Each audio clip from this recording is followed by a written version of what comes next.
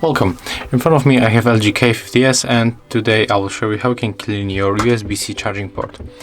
So at the first you have to prepare some kind of the thin object. I'm using this one, but you can also use a pencil, whatever you want. Okay, I will zoom to show you how it looks inside, and it will be also good if you prepare a good source of light to see what is inside. So as you can see in the inside, you can probably spot the dust, like in most cases. So let's use this object and put it here from one of the edge, and then with gently moves remove everything that is inside. Let's go for the both sides, then just start from the opposite one.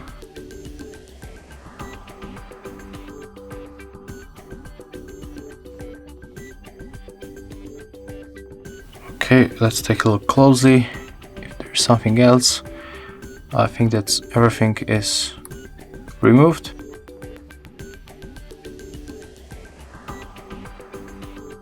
Yeah, definitely. So right now we are able to plug charger, our cable, charge our phone, transfer data. And yeah, that's all.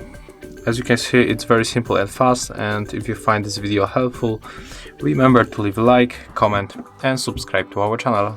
See ya!